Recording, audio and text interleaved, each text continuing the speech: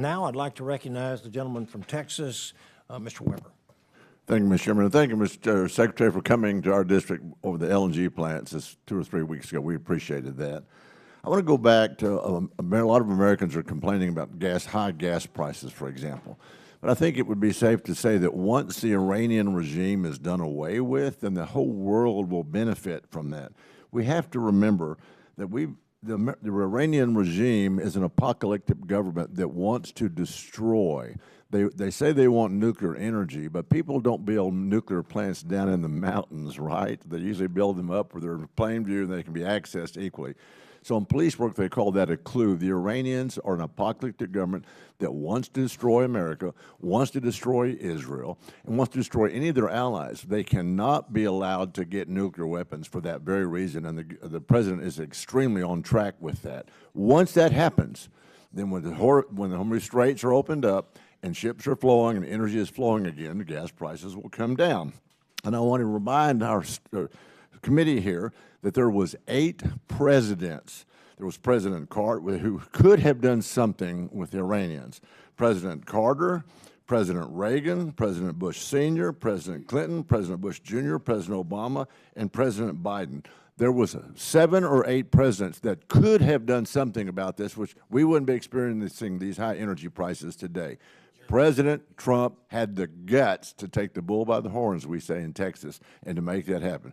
Anyway, that's my apocalyptic discussion about the Iranians. Secretary Wright, thanks for your testimony. I want to take the opportunity to talk about the ongoing SPR. As you probably remember from our discussion, Strategic Petroleum Reserve is 60% in my district, so that we have a lot in there on the Texas Gulf Coast. What's the current status and timeline of the emergency exchange arrangements made in coordination with the IEA, International Energy Agency? How many barrels do you think we can expect to be returned, and how soon? So thank you for that question, Representative Weber.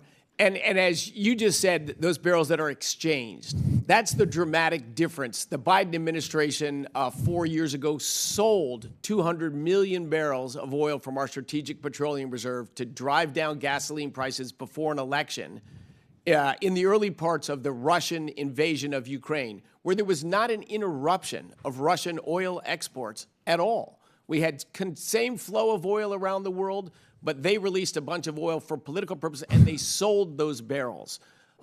We have not, as you pointed out, we have not sold a single barrel. We have traded those barrels. We have released a barrel now because we have short-term interruptions in flows, and to date, on average, we're getting back 1.28 barrels for every barrel we release. So ultimately, we will release 172 million barrels, and we will get well over 200 million barrels of oil back that'll start coming back early next year. So we'll end out with a Strategic Petroleum Reserve more full than we started this conflict, while still mitigating the price impacts of this conflict and the flow and mitigating the interruption in the flow of oil. Well, that's a great exchange rate. You'd almost think that our president was used to being in business, wouldn't you? He's doing a great job. I want to jump over to our Congress district building maritime sector things here on the Gulf Coast. In March, President Trump issued a 60-day waiver of the Jones Act. That's been a bit controversial, given the Jones Act impact on domestic industries. Do you have an update on the economic effects these waivers have had? So it has been used enormously. I think close to 100 ships already have used that Jones Act waiver. And the main route that is used is that allows your region, the Gulf Coast, where most of American refined products are produced, to deliver those, to New England, to California, and to West Coast that are not covered well by pipelines. California's just stood in the way of energy infrastructure. Democrats have decided to make energy of all kinds expensive in California, and President Trump has thought that's deeply unfair, and we need to do everything we can to lower the price of energy for all 340 Americans, whatever state they live in. And so a lot of products from your district have been able to transit more cheaply from the Gulf Coast to California. Where does California get over 60% of its oil? From the Persian Gulf, from South America, from across the Pacific Ocean.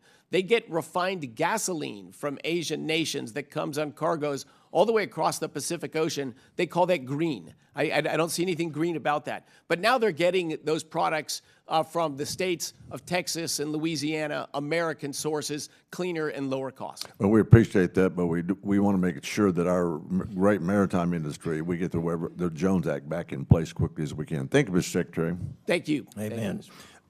Gentlemen.